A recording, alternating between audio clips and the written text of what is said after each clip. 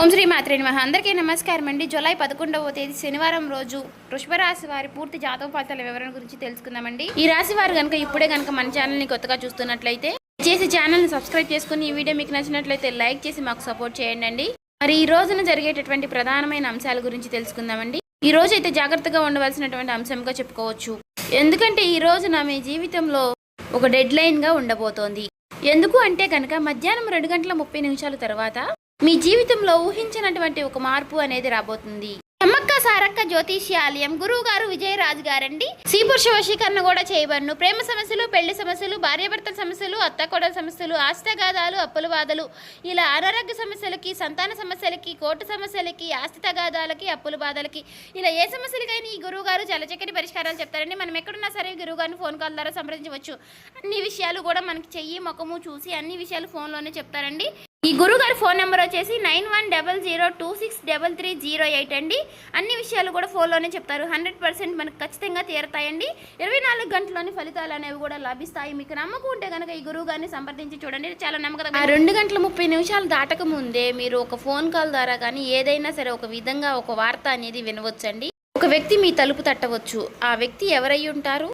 ఆ వ్యక్తి ద్వారా ఆ వార్త వినగానే ఒక్కసారిగా మీ గుండె జల్లుమంటుంది. ఇది ఒక షాకింగ్ న్యూస్ గా చెప్పుకోవచ్చు.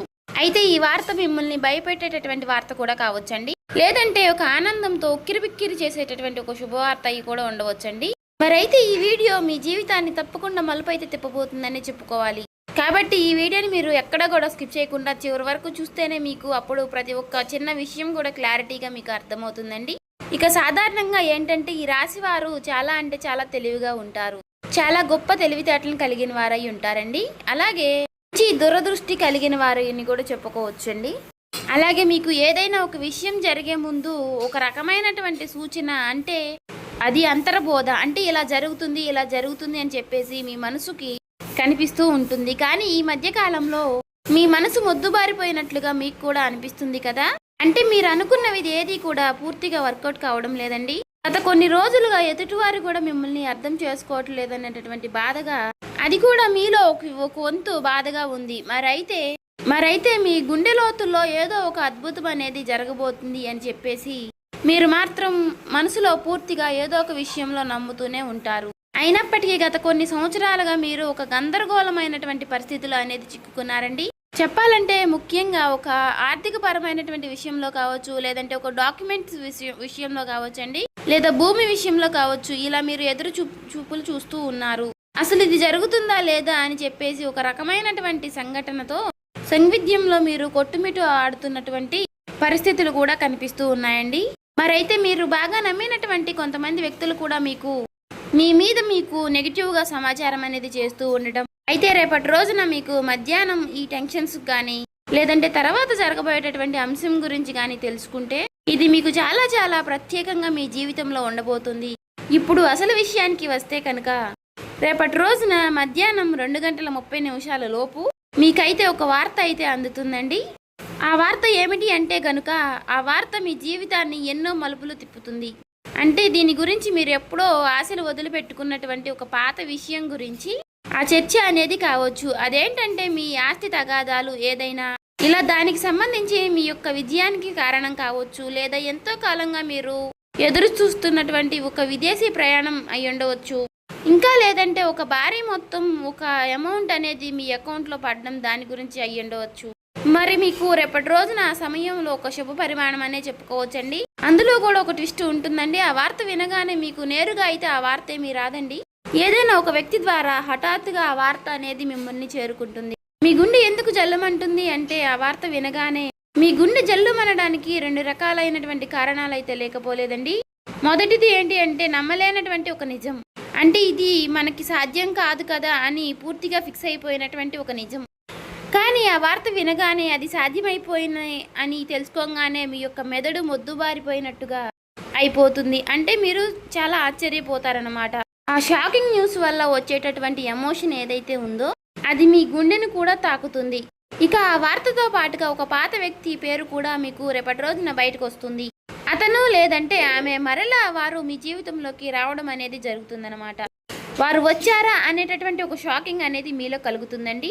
అది ఆనందం భయం రెండు కలగలిపినటువంటి ఒక రకమైనటువంటి ఒక గొప్ప అనుభూతి లాగా మీకు అనిపిస్తుంది. ఈ అనుభూతి కారణంగా మీకు ఊహించిన విధంగా వచ్చేటటువంటి ఆ ఒక్క వార్త కారణంగా మీరు ఒక్కసారిగా ఆశ్చర్యపోయేటటువంటి అవకాశాలు కూడా చాలా అంటే చాలా ఎక్కువగా కనిపిస్తున్నాయండి.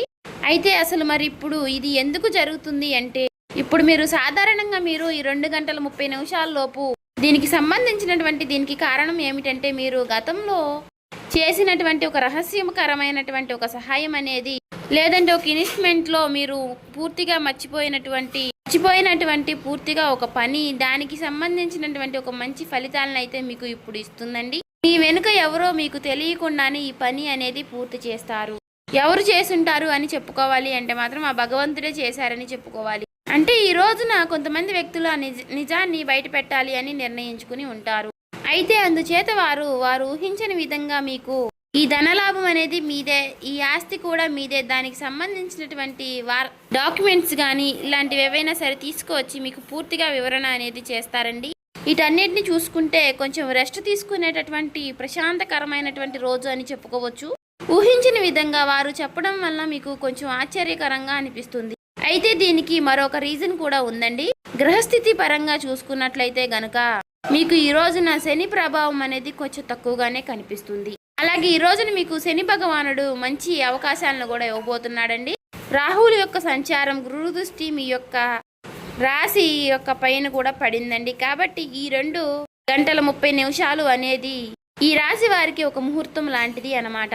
మరి ఈ సమయంలో గ్రహాల యొక్క కలయిక వలన మీకు ఆశ్చర్యకరమైనటువంటి ధనలాభం కానీ, లేదంటే ఒక ముఖ్యమైనటువంటి కీలకమైనటువంటి వార్త వచ్చేటటువంటి అవకాశం, అది కూడా ఆ వార్త నుంచి వచ్చేటటువంటి ఒక లాభం మీకు అన్ని రకాలుగా చాలా అంటే చాలా ఆశ్చర్యకరమైనటువంటి విషయాలను అయితే కలిగిస్తాయండి. అయితే ముఖ్యంగా దీనివల్ల ఏంటంటే, మీరు మీ జీవితంలో ప్రధానంగా చూసుకున్నట్లయితే రేపటి రోజున మీకు ఉన్నటువంటి కొన్ని పెద్ద పెద్ద టెన్షన్స్ కూడా తగ్గుతాయండి. సమాజంలో గౌరవ ప్రతిష్టలు కూడా పెరుగుతాయి. ఆ వార్త వినగానే మీరు ముందు ఎమోషనల్ అయిపోతారు. కానీ ఆ సమయంలోనే మీరు తప్పుడు నిర్ణయాలు తీసుకునే అవకాశాలు కూడా కనిపిస్తున్నాయండి. అంటే అలాగే ఏదైనా మీరు కొంచెం అంటే మీకు బీపీ అనారోగ్య సమస్యలు ఉన్నవారు కూడా ఆవేశపడిపోయి తొందరపడి నిర్ణయాలు తీసుకోకుండా కొంచెం ప్రశాంతంగా నిర్ణయాలు తీసుకోవడం, సమర్థవంతంగా ఎదుర్కొనేటటువంటి ప్రయత్నం అనేది చేయాలండి. అటువంటి శక్తి ఉన్నప్పుడు ఏ విధంగా కూడా మనం భయపడాల్సిన అవసరం అయితే లేదండి. ప్రతి ఒక్క మనిషి విషయంలోనూ కూడా శుభవార్తలు అశుభవార్తలు సాధారణం.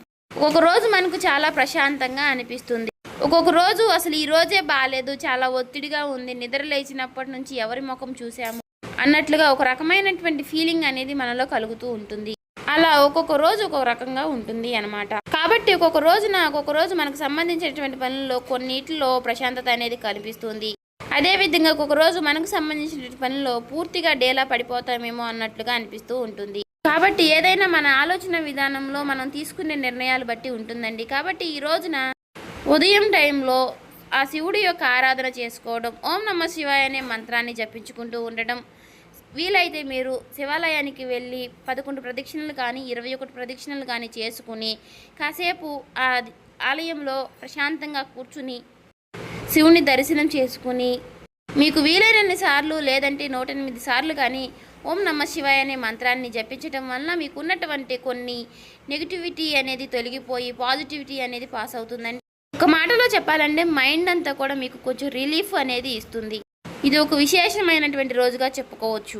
ఇక ఈ రోజు మధ్యాహ్న సమయంలో మీరు ఎవరితో కూడా గొడవలకు కానీ తగాదలకు కానీ పోవద్దండి. ఈ రోజున మీరు నీలం రంగు దుస్తువులు ధరించడం వల్ల మీకు మరింత ప్రశాంతతను ఇస్తుందన్నమాట. అంతేకాకుండా ఈ రోజున మీకు పసుపు రంగు వస్త్రధారణ కూడా మీకు ఎంతో జయం కలిగిస్తుందండి. అలాగే ఈ రోజు మధ్యాహ్నం మీ జీవితాన్ని మార్చేసేటటువంటి ఒక ఫోన్ కాల్ అనేది మీకు వస్తుందండి. ఆ ఫోన్ కాల్ రూపంలో మీ జీవితంలో ఒక సరికొత్త వెలుగుని నింపాలని చెప్పేసి మనస్ఫూర్తిగా నేను కూడా కోరుకుంటున్నాను. ఇక ఈ రోజున మీకు తూర్పు దిక్కు ప్రయాణం అనేది ఎంతో విశేషంగా ఉంటుంది. ఇక ఎప్పుడూ కూడా మీకు వీలైనంత సహాయం మీరు ఎవరికైనా చేయడంలో మీరు ముందుంటారు. ఒకరిని ముంచాలి, ఒకరిని నష్టపెట్టాలి, ఒకరికి సమస్యలు కలిగించాలని చెప్పేసి మీరు ఎప్పుడు కూడా అనుకోరు. మీ మనసులో కూడా మీకు ఎప్పుడూ కూడా అలాంటి ఊహలు కూడా రావండి. కాబట్టి మీ మంచితనం వల్లే మీకు ఎప్పుడూ కూడా మంచి జరుగుతూ ఉంటుంది. అలా మీకు ఆగిపోయినటువంటి పనుల్లో కూడా ఒక మంచి మార్పులు కలగడానికి అది కూడా ఒక సహాయపడుతుందండి. అలాగే మనం ఎప్పుడైనా సరేనండి చేసినటువంటి మంచి పనులు మనకి ఒక్కొక్క రోజు మనకి అవే సహాయపడుతూ ఉంటాయని చెప్పుకోవచ్చు. అలా నిదర్శనమే ఈ రోజు అండి. కాబట్టి మీ జీవితంలో రాబోయేటటువంటి మీ జీవితంలో ఒక మంచి మార్పు అనేది వస్తుంది. మీరు మనస్ఫూర్తిగా మంచిగా ఈ రోజున పాజిటివ్గా ఉండండి. మీ మనసులో మీరు ఎప్పుడు ఎటువంటి నెగిటివ్ ఆలోచనలు అనేవి చేయకండి. అలాగే మీరు ఏదైనా ఒక విషయం గురించి నిర్ణయం అనేది తీసుకునే ముందు 1కి 4 సార్లు ఆలోచించి పెద్దల యొక్క సలహాలు సూచనలు తీసుకుని జాగ్రత్త నిర్ణయాలు అనేవి తీసుకోండి. అలాగే మీ ఇంట్లో పెద్దల యొక్క ఆశీర్వచనాలతో పాటు మీ జీవిత భాగస్వామి యొక్క నిర్ణయాలని గౌరవించండి. ఇక ఈ రోజున మీరు బయటికి వెళ్ళే ముందు ఆ శివుడి యొక్క బసం కానీ లేదంటే సింధూరాన్ని కానీ ధరించండి నుదుటిన. ఇలా ధరించడం వల్ల మీకు వచ్చేటటువంటి కొన్ని నెగిటివ్ ఆలోచనలు నెగిటివ్ సమస్యలు అనేవి తొలగిపోతాయి. అంతా కూడా పాజిటివిటీగా ఉంటుంది. మీ మనసు కూడా చాలా ప్రశాంతంగా ఉంచుకోనండి. నలుగురితో నవ్వుతూ మాట్లాడండి. ఎవరి మీద కూడా చిరాకు పడడం కోప్పడడం ఇలాంటి పనులు చేయకండి. అలాగే మీకు వచ్చేటటువంటి సంకేతాల ద్వారానే మీకు రిజల్ట్ అనేది చాలా కనిపిస్తూ ఉంటుంది. కాబట్టి మీరు కొన్ని ఏవైనా సరేనండి వచ్చినప్పటికీ వాటి గురించి ఆలోచిస్తూ ఉండండి. సో చూసారు కదండి, ఈ వీడియో కనుక మీకు నచ్చినట్లయితే ఓం శ్రీ మాత్రే నమః అని కామెంట్ చేసి లైక్ చేసి మాకు సపోర్ట్ చేయడం మాత్రం మర్చిపోకండి. ఇంకా ఎవరైనా మన ఛానల్ సబ్స్క్రైబ్ చేసుకునే వాళ్ళు ఉంటే దయచేసి సబ్స్క్రైబ్ చేసుకోండి.